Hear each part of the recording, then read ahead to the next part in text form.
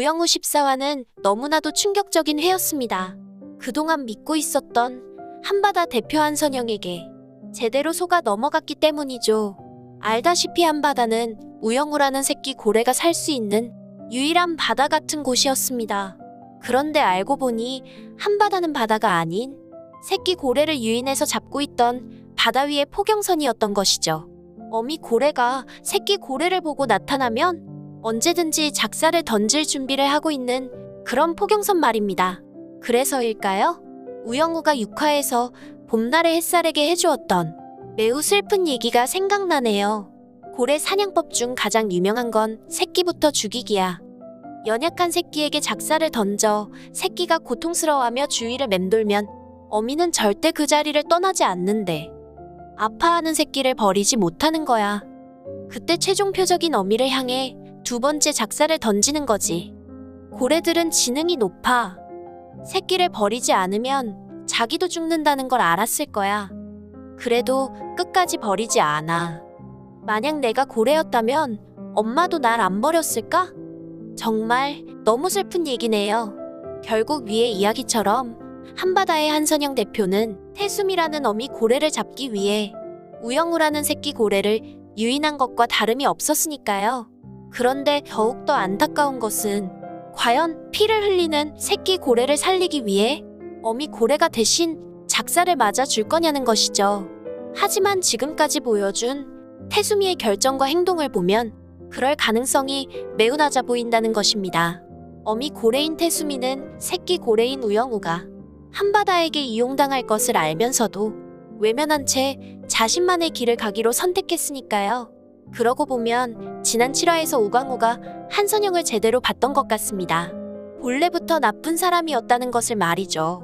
참고로 당시 우광우는 우영우와 태수미가 한법정에서 만나게 되자 한선영을 찾아와 이렇게 따졌었죠.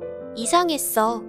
서류에서 탈락시킨 신입 변호사 하나 다시 붙이겠다고 대표가 집까지 찾아온다는 게 우리 영우 한바다에 취직시킨 거 태수미 때문이야?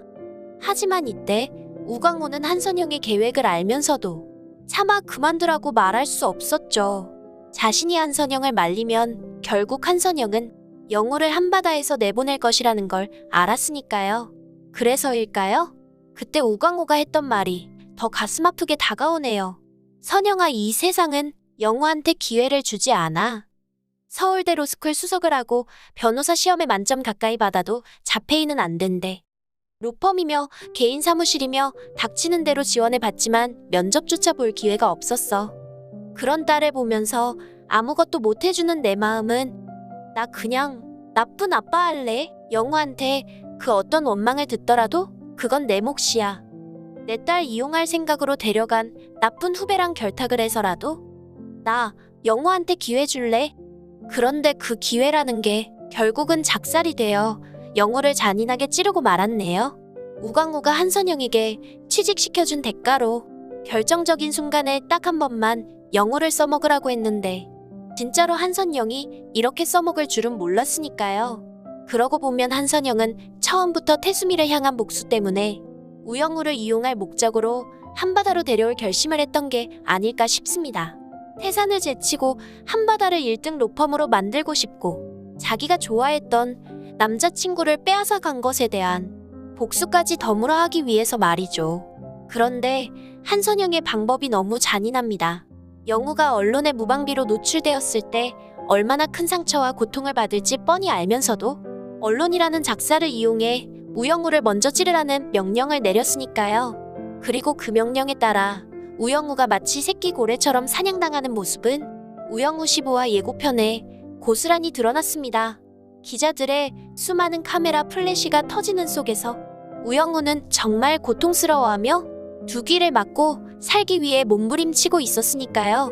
만약 그때 봄날의 햇살 최수연이 곁에 없었다면 우영우는 아마 그 자리에서 쓰러지고 말았을지도 모릅니다. 그래서일까요? 그때 한선영에게 영우를 이용하라고 허락했던 우광우의 선택이 원망스럽기도 합니다. 정작 당사자인 영우가 받을 상처와 충격은 전혀 생각하지 못한 매우 잘못된 결정이었으니까요. 그래서 말인데 제발 마지막에 엄마인 태수미만큼이라도 영우를 버리지 않고 보호하는 반전 결말이 나왔으면 좋겠습니다. 오늘 준비한 내용은 여기까지입니다. 다음 영상에서는 더 재미있는 이야기로 찾아뵐게요. 많은 의견과 댓글 남겨주시길 바라며 구독과 좋아요 꼭 부탁드립니다. 시청해주셔서 감사합니다.